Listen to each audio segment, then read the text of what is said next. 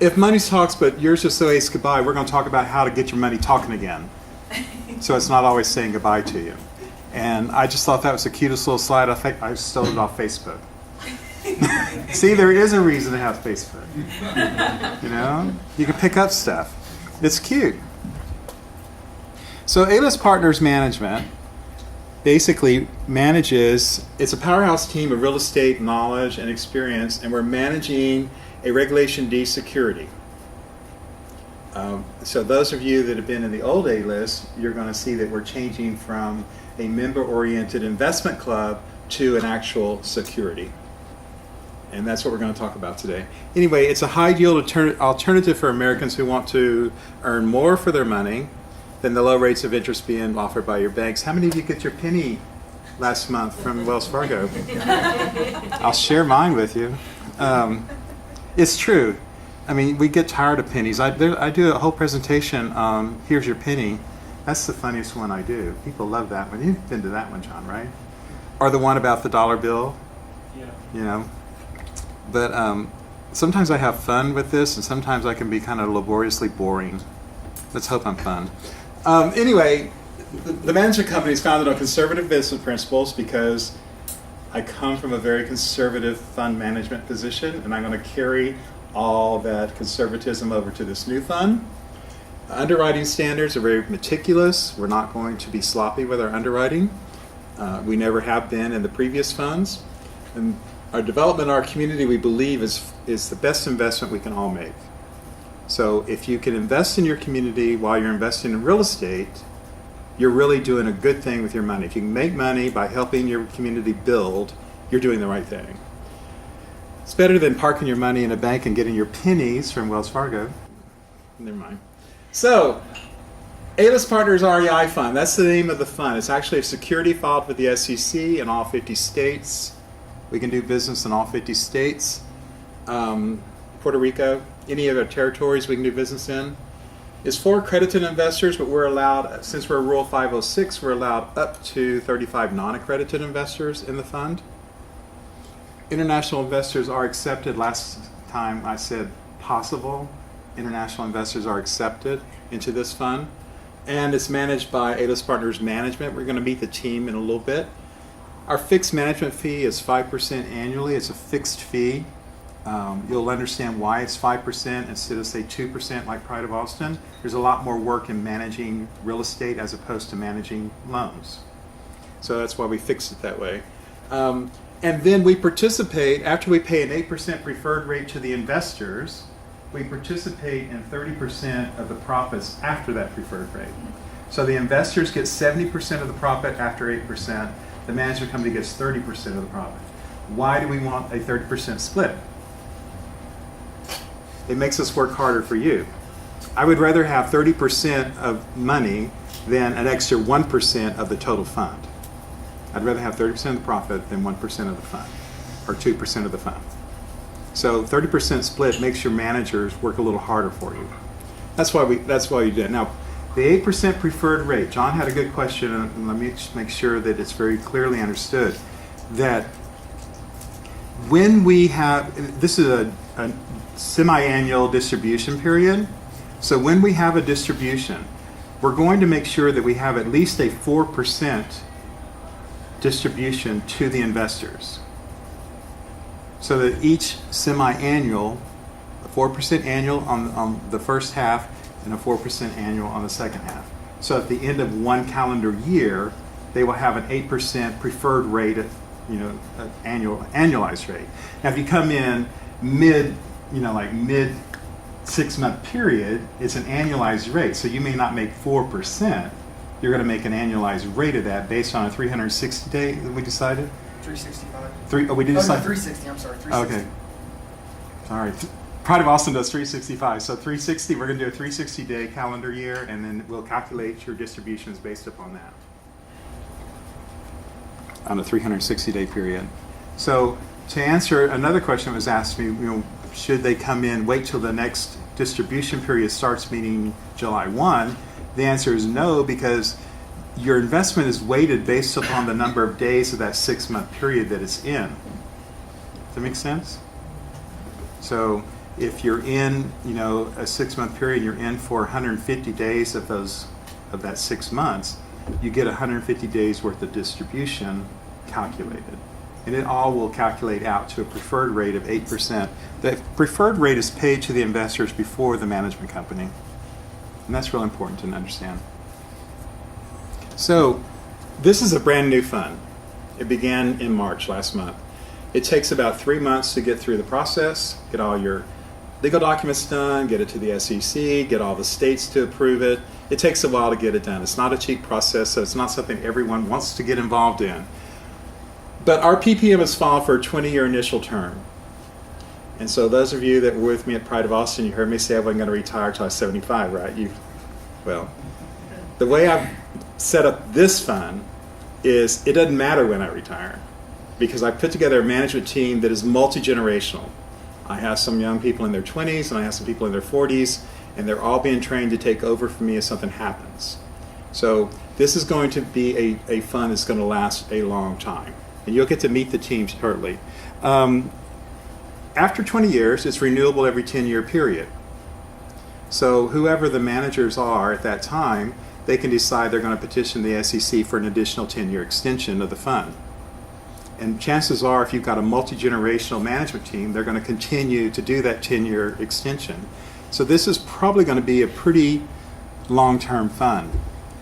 The other thing that I set up about this fund that's different than the previous funds that I've set up is this one is really set up to be converted to a REIT at some point, a private REIT, real estate investment trust. At some point when we get greater than 100 investors and we get greater than a certain amount of assets, we can petition to the SEC and ask them to convert us to a privately held REIT. If we do that, there's some benefits, tax benefits that are available for the investors. And so that's why I kind of like to look at that, unless the government changes those tax benefits when we get to that point. I want to look at that strongly when we get to a point where we have the criteria that's met, and then make a decision. Do we want to convert to a private REIT? And if we do, there's greater benefits based upon today's tax structure for investors. So our investors, again, they get paid a preferred rate of return of 8% plus 70% of the profits above that. So let's say that the fund makes $100,000 and 8% of that is $80,000. So the first $80,000 goes to the investors. I mean, $8,000. The first $8,000 goes to the investors. Sorry about that. Did I say that right? Yeah. And then so that leaves $92,000 that you get 70% of distributed to the investors. So your yields are going to be pretty high in this type of fund. I'm going to show you some of the assets we've already accumulated in the fund, and the yields are going to make your eyes kind of widen a little bit, because if you've known me for a number of years, or you know that I've been at Pride of Austin, our annualized rates are anywhere between what? Pardon me? 12. Yeah, they're in that 10 to 14 range.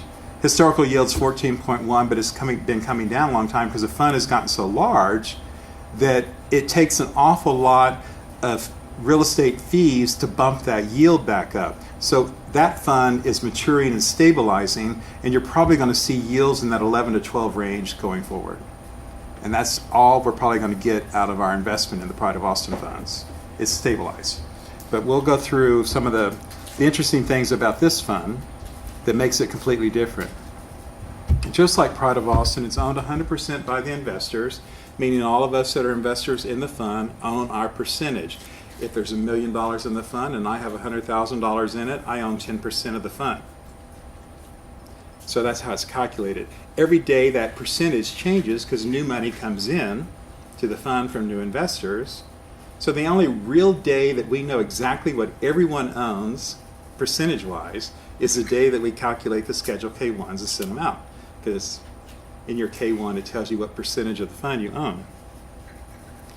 It's a 2-year investment term, so your investment is locked for 2 years. Now, if you have a financial hardship, you can petition or write to the fund and ask for an early withdrawal without penalty. The fund managers are not going to penalize an investor. If you need your money, you need your money. But you need to have a hardship. It can't be like, I want to go shopping and buy myself a new Louis Vuitton. That's not a hardship. The SEC is the one that puts the hardship rules up there. So 2-year lock on your investment, but if you do have a hardship, you can withdraw it without penalty.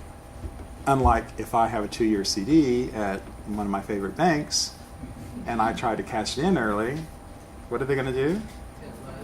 They're going to penalize me. And that's how they make money. Semi-annual distributions. So every calendar 6 months means the calendar ends June 30th and December 31st. So in July and January of every year, you get a distribution. You can either receive it in a check or ACH transferred to your bank, or you can have it reinvested automatically back into your investment account. Most people, unless they need the money to live off of, will reinvest it because it's compounding your annualized yield. There's no front-end fees. Like if I were to go buy Ford stock, my financial planner is going to charge me a front-end fee, even though they say they're not, they are, because Ford has already calculated that 5% fee to be paid back to them on my purchase of my Ford stock. So that's a front-end fee. We don't take front-end fees. So if you put in $10,000, then that's what your investment is, $10,000. Investors are going to have, unlike other funds we've done, they're going to have real-time access to the files of all the assets in the fund.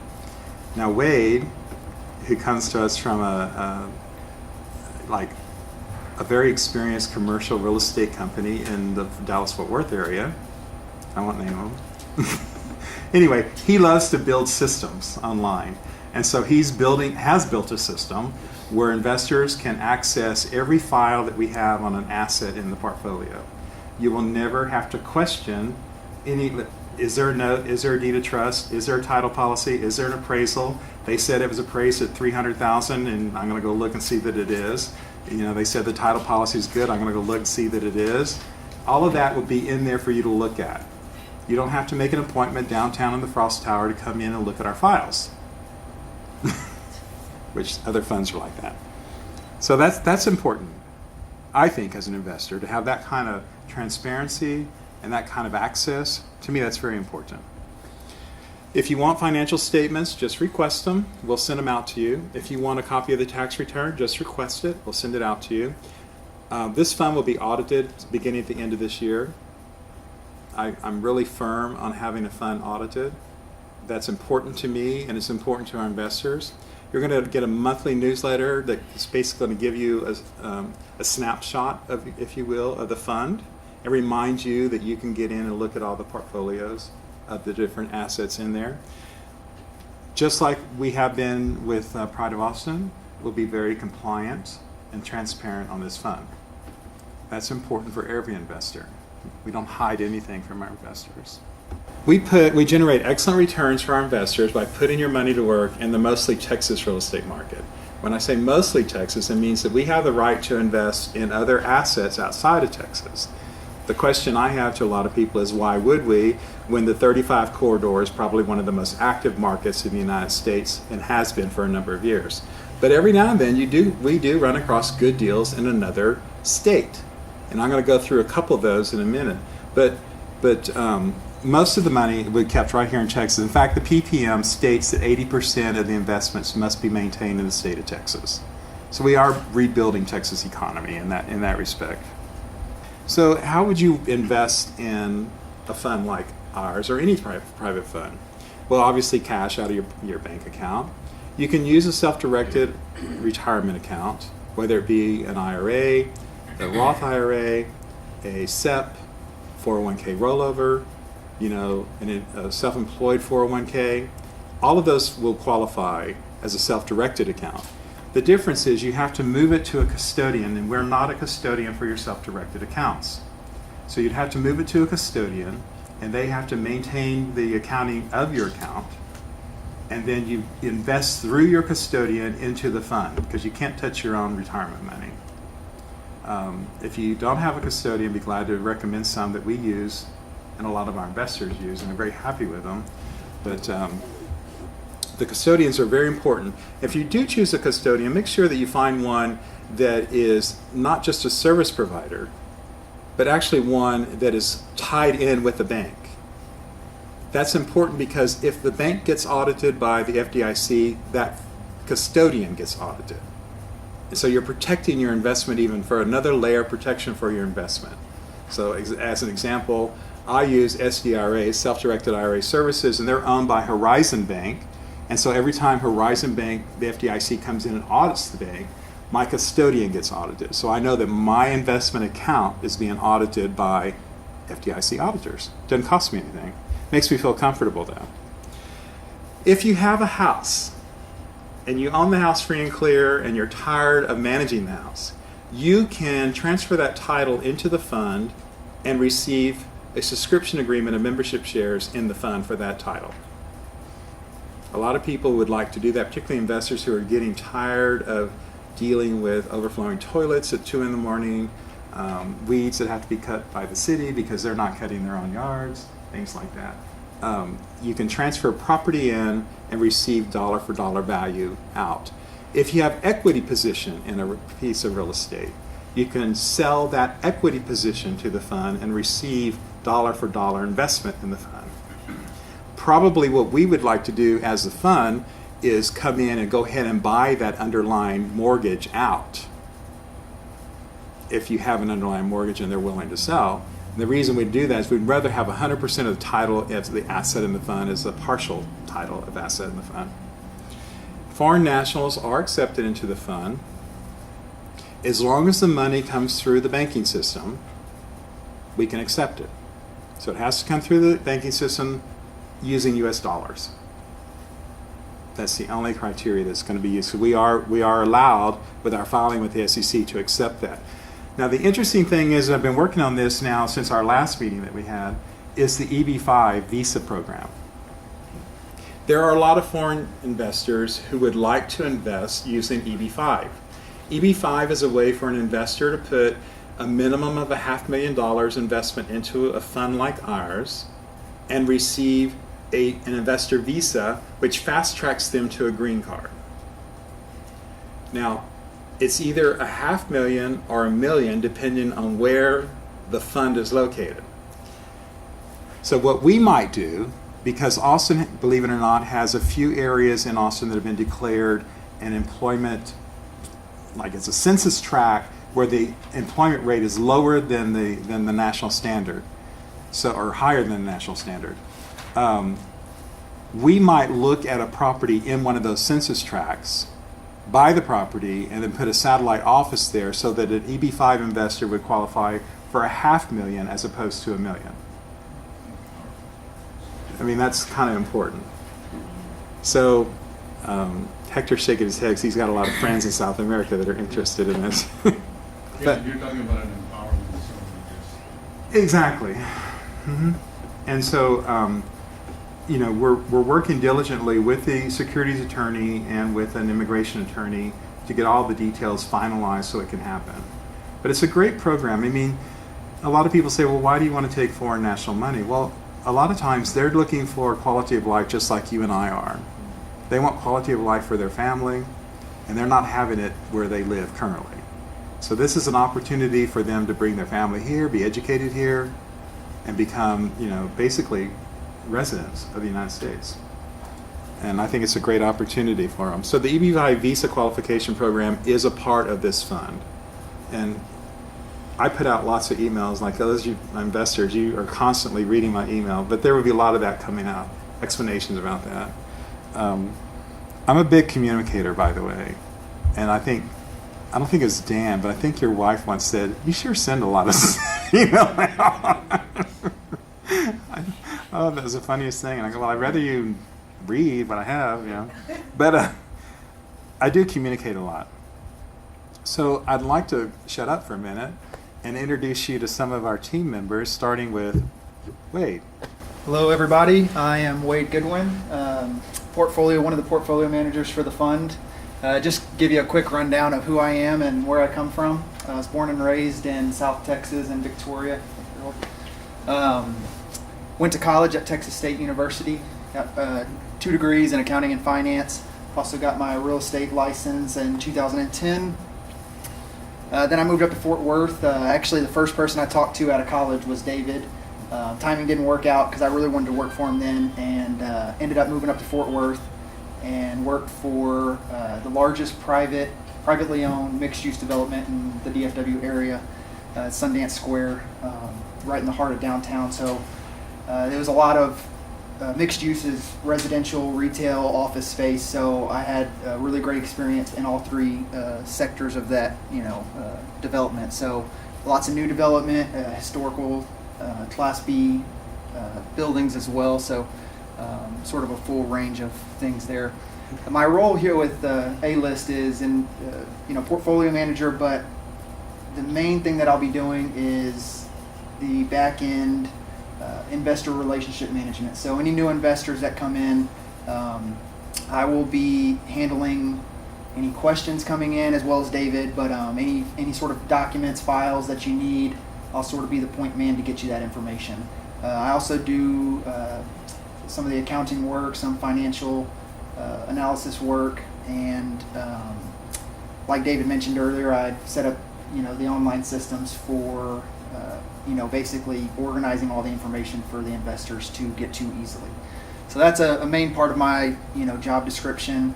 The other part is I'm actively out there looking for new investors in investment properties. So I think one thing that our team is really good with and diverse in is how we're locating investment projects. So one thing that I'm starting to focus on is farming the data of public records, and we have access to the public records for mortgage from a mortgage company, the mortgage database. So that gives us a unique advantage in finding properties that a lot of individual investors might not be able to get to. So that's one benefit, and the other guys that will come up and will talk a little bit about sort of the unique skill set that they have, so that'll be nice. But Jennifer, who just had to leave, unfortunately, I'll go through hers real quick. She's the director of event planning. She puts together all of these kind of events for us, and she also puts together the educational series that David will be doing, and he might want to go into more detail on that. But she's also a licensed real estate agent, like most of us are here, and she has experience in commercial management as well. So.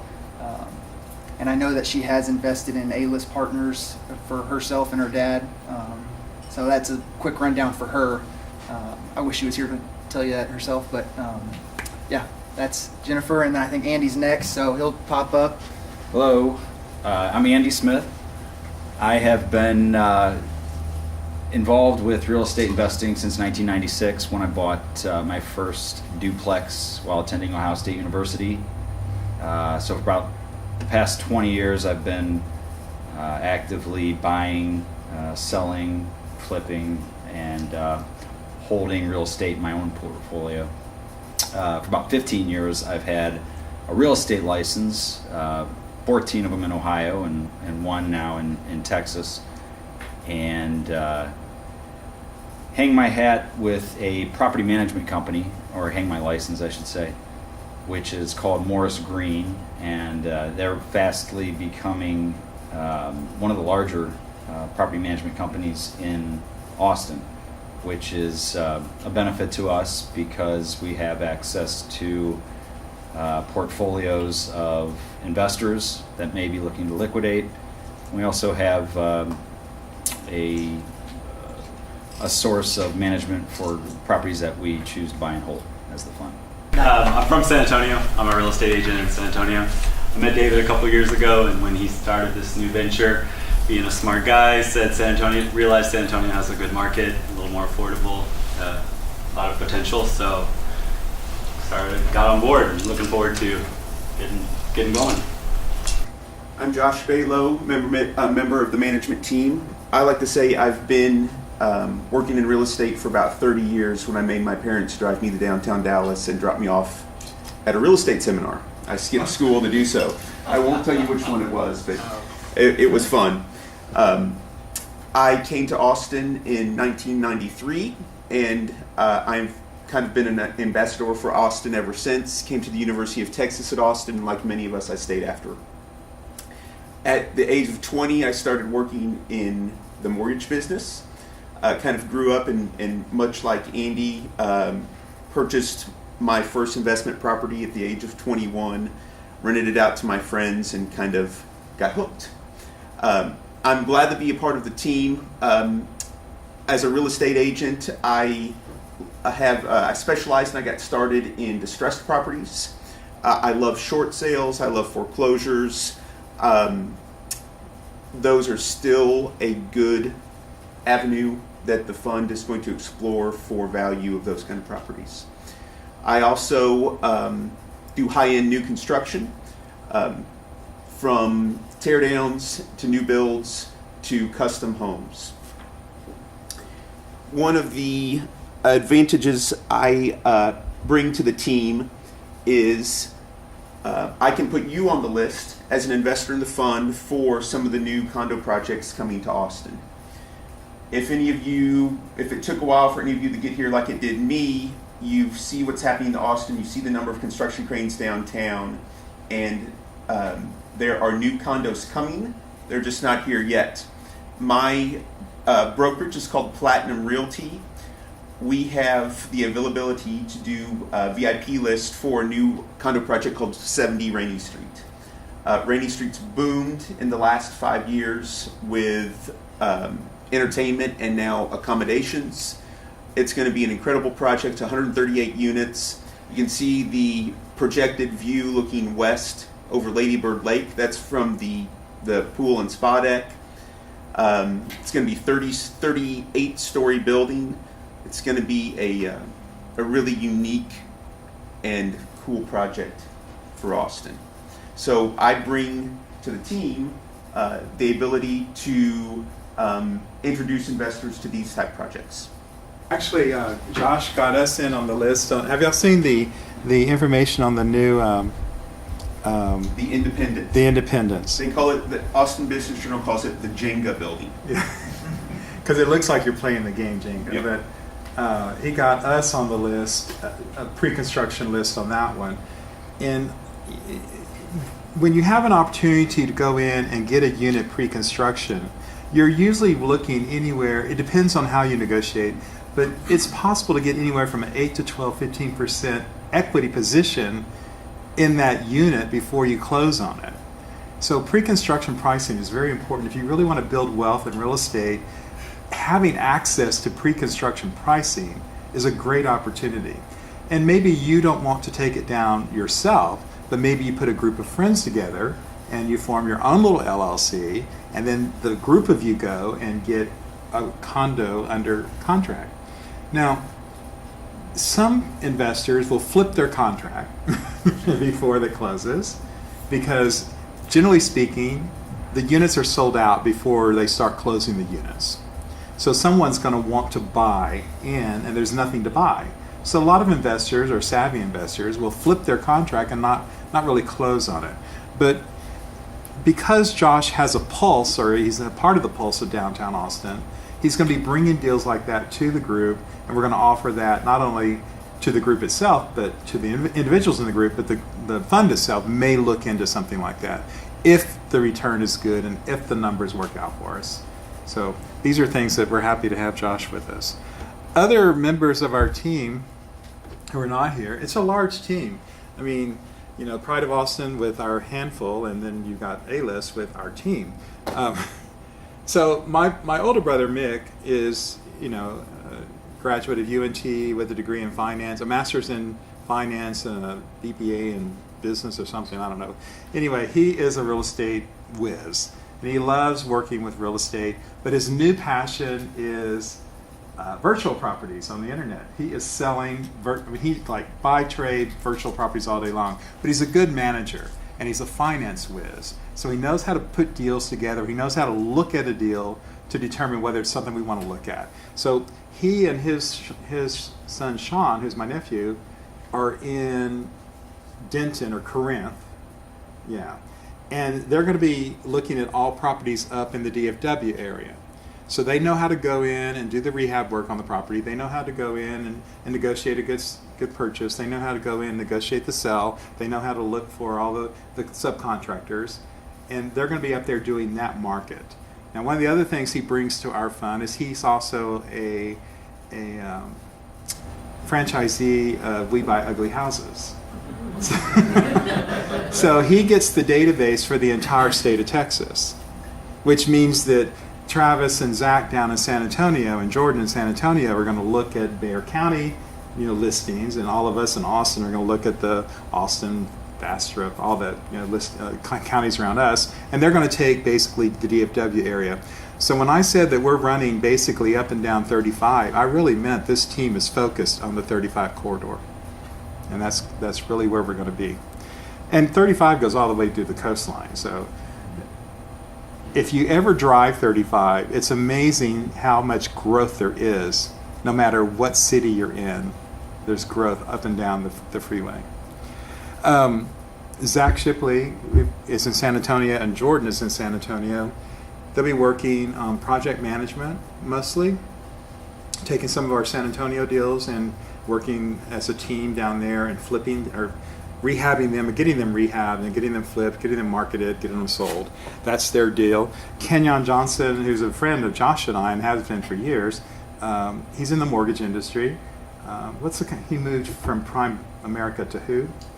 Yeah, I can't remember that. Anyway, one of the things he's going to bring to the investors in the fund, let's say that an investor wants to buy an asset out of the portfolio.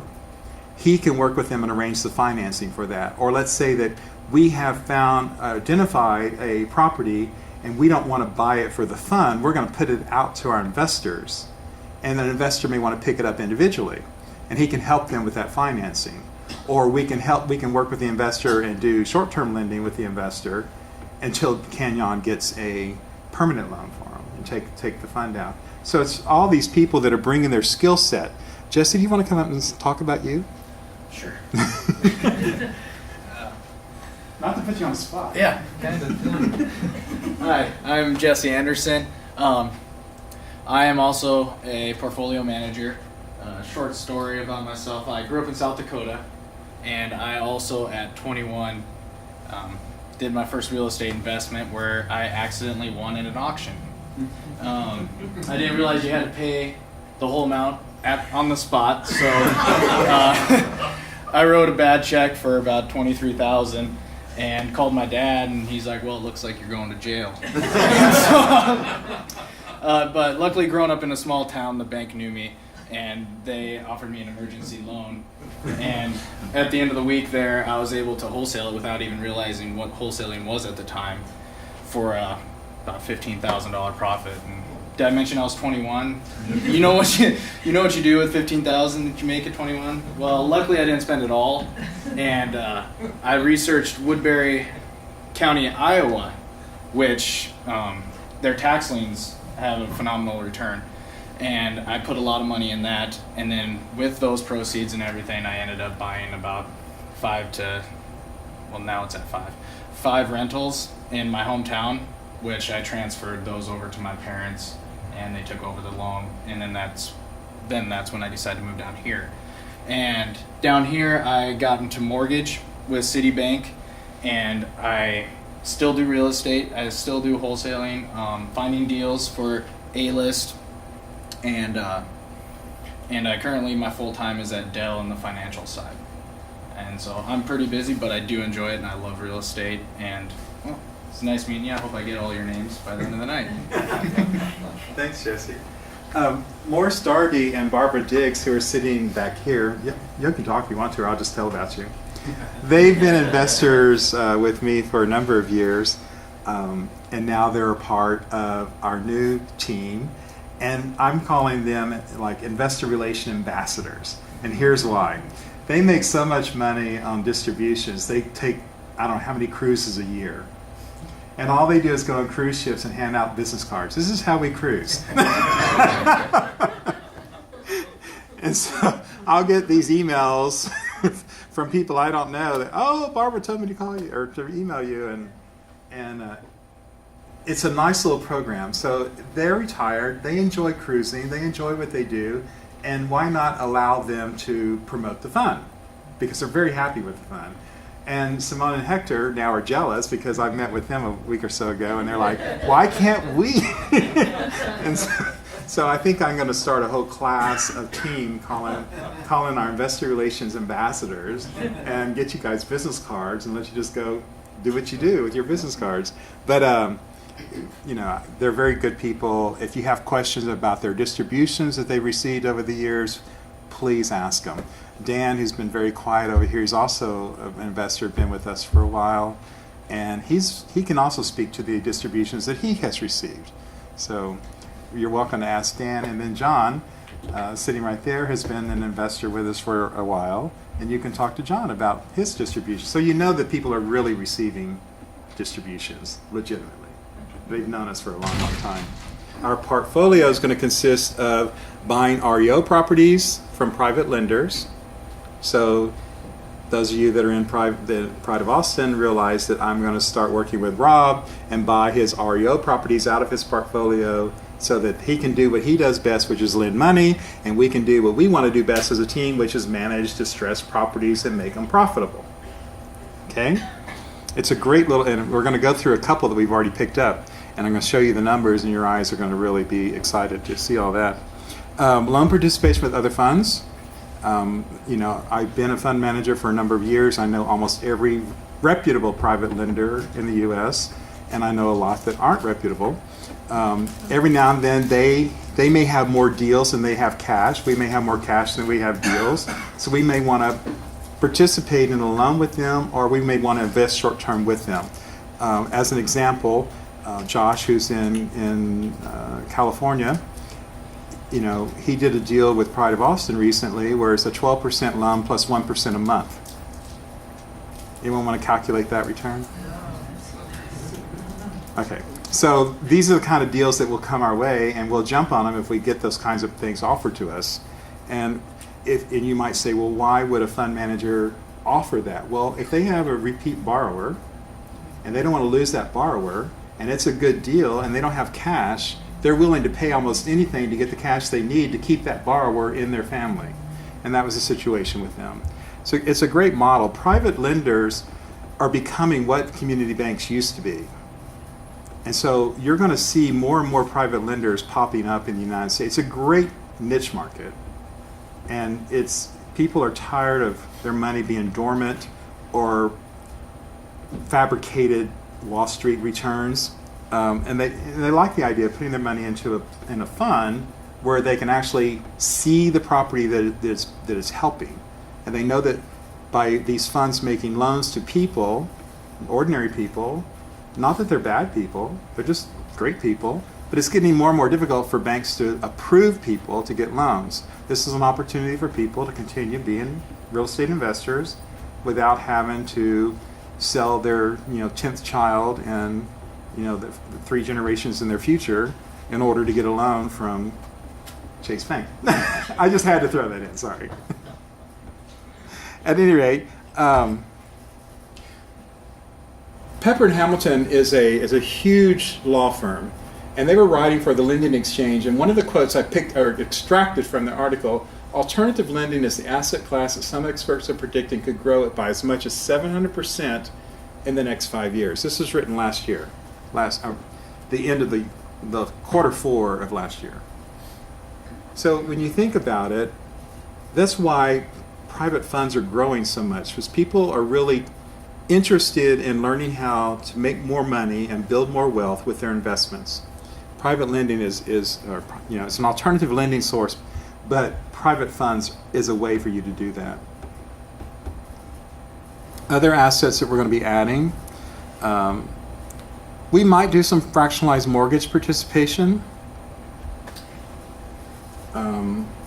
Fractionalized mortgages mean that Jesse brings a deal and it's $100,000. He has 50. He says, well, David, I need 50. And I said, okay, so the two of us go on title. It's a fractionalized mortgage. He's got 50%. I have 50%. There's an actual a fund here in Austin, First Capital, and that's all they do is fractionalized mortgages. And they're very good at it, very successful at it. Streamline Funding. Did Noble come? Yeah, there he is. Yeah, Streamline Funding does fractionalized mortgages, and they're very good at it. And that's really important.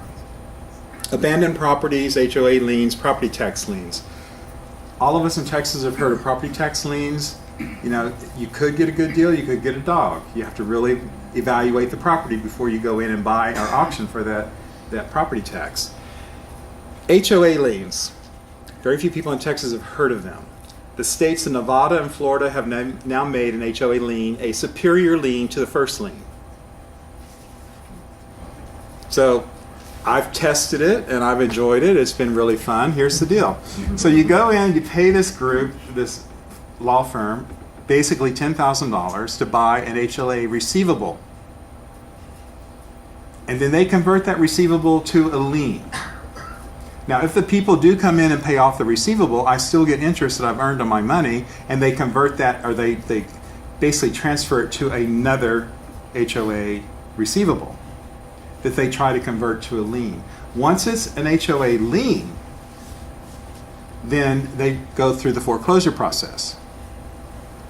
And in Nevada and Florida, if they foreclose on an HOA lien, the first lien is wiped out.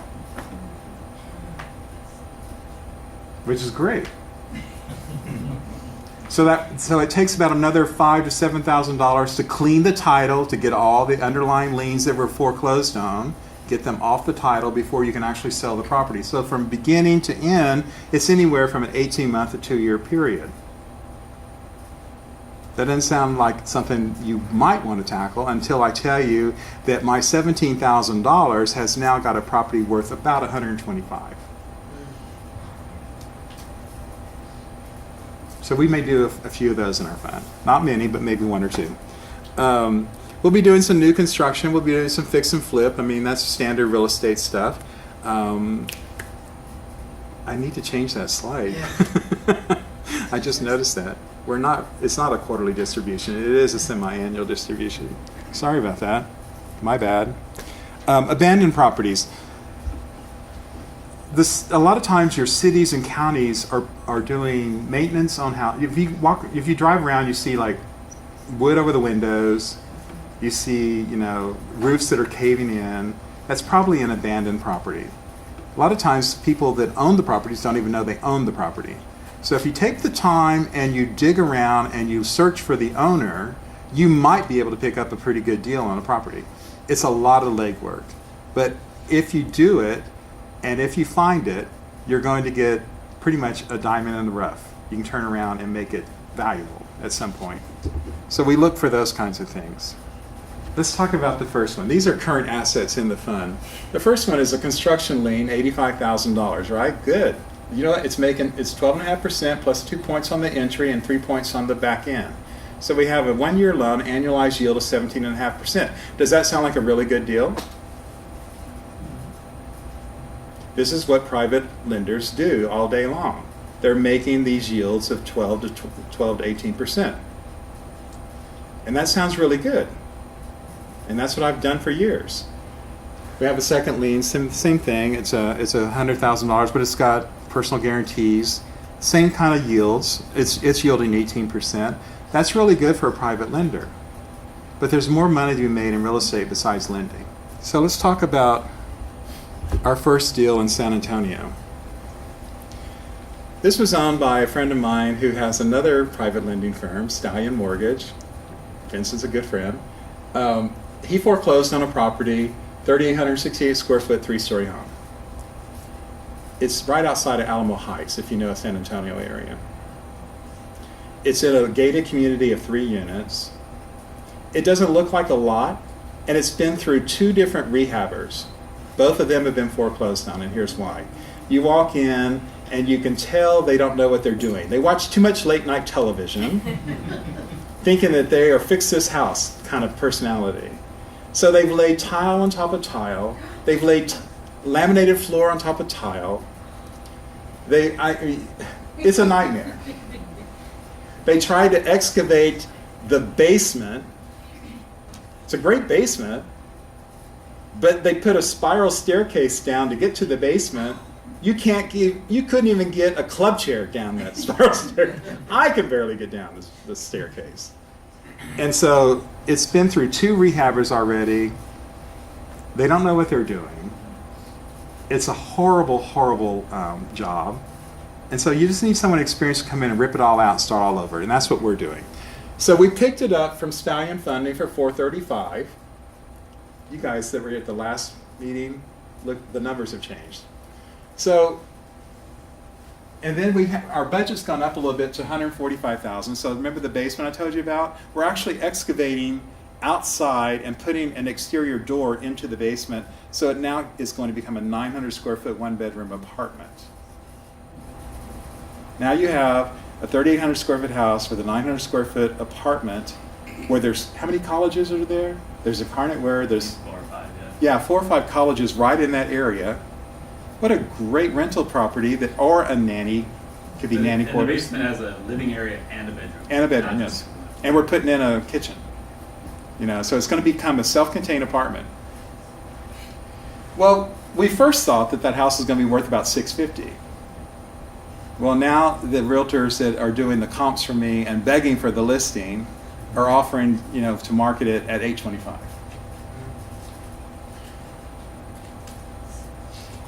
I'll take it. So, closing costs in $825 is about almost $62,000. That's our net profit. We'll be turning this thing in 6 months or less. Where can you make 74.44% annualized return on your money in 6 months? And if we turn it in 4 months, 130% annualized return. So I love private lending, but what we're doing is we're saying we want the whole pie instead of the lending sliver of the pie. So we're going to actually take possession, take title to the property, do the rehab, market the property, and get it sold. Those are great returns. So, new construction, Stowball Lane here in Austin, over off North Lamar, south of Anderson. Have any of you driven North Lamar in that area? You know the D.R. Horton area? Those little 30-foot wide garden homes that are selling for, you know, $400,000 to $600,000, and they're selling like that. This is behind that. So it's an old little cottage sitting on a double lot. It's kind of hard to pass up 2 platted lots that are clear as can be. So there's a little like 900 square foot cottage on one, the other one is just open. So we're going to build twin condos on each property. So our acquisition cost on one lot, the larger lot, the 12,000 square foot lot, is $338. Our construction budget is about $570. This is a very low market value, $240 a square foot in that area. They're really going to be $250, $260, but I like to be conservative on my estimates. So this condo, these twin condos, will come in the low $1 million, $1.2 million, $1.3 million area. Estimated closing costs and our net $224,800. You know, so that basically translates over a 1 year period, because it takes about a year to work through a new construction project, particularly in the city of Austin. They move like molasses. They're overpaid and they underperform. I don't get it. You know, in the planning department. Anyway, I hope none of you work for the city, but I'm not a fan of it. The lot next door, the smaller lot, is about 9,000 square feet. So we can get this much living square footage off of it. Our acquisition costs, our construction costs, we'll sell it for roughly this. It's a little less money, 22.61 annualized return. But it's still greater returns than just lending money. So we're doing the process. We're removing the borrower, and we're removing the contractor, and we're removing the marketing firm, and we're doing that all in-house, and that's why we're going to start getting these kinds of yields. This can be really good. I'll probably put my mom out here to do open houses. Sorry, I had to tease you. But these are the types of assets that are going to come into the fund. Now, I will say this about Stallion Funding, the house in San Antonio. So before I came here today, he called. He says, I have 4 properties on the block for May. Do you want them? And I said, yes. So that's 4 more residential rehabs that we're going to get in San Antonio. Get ready. These are going to be a lot easier than Everest. And then I was talking to Rob Buchanan, who's the managing member of Pride of Austin, and he asked, would you like to take over a couple of our REO properties? And I know where they are, and I said yes. So Rob and I are going to talk about those. You know, the good thing about this fund versus a private lender is your lender has a lot of pressure to deliver those yields to your investors every quarter, right? It's a lot of pressure getting those interest payments in and making sure all your loans are performing. So if we have an opportunity to help them out by removing a non-performing loan for them and make it performing or just cash it out, they're going to be happier lenders. They can do more with their money and lend it more and do what they're set up to do, which is lend money. And we'll take all the headache and turn it into a performing asset. It's such a different business model for a private fund. And interestingly enough, another one of my real good friends who's a fund manager in Colorado, Dave probably has 60, 70 million in assets. And he himself has been thinking about this model, and he was talking to my security attorney, and my security said, well, David's already doing that down in Austin. So now Dave Williams in Colorado is going to be modeling this and doing the same thing. What we will end up doing is going to other private lenders. Let us look at your REOs and see if we can take those out of their portfolios. Dave and I sat on the board of advisors for the American Association of Private Lenders. We know every private lender in the U.S., so we've agreed that he can have everything on the West Coast, and I'll take everything else. No, we tease about that. He's a good lender and a really good guy, very smart. But it's a new model. You're probably going to see other funds like ours pop up because there's a lot of REO properties in the private lending realm. I don't know if you guys have any. Yeah. But they are a headache to deal with, particularly if you have to go through the foreclosure process. You know, and then you have a couple months where you're not receiving income on them, and that brings your yield down. So, you know, that happened with Pride of Austin. You know, we had some REO properties, and it took us a while to get them performing, and our yields went down. But when you're holding a property that's not creating income, that's what happens. Your yield goes down. That's not a bad thing. It's just part of doing business. So that's us, and that's what our new fund is.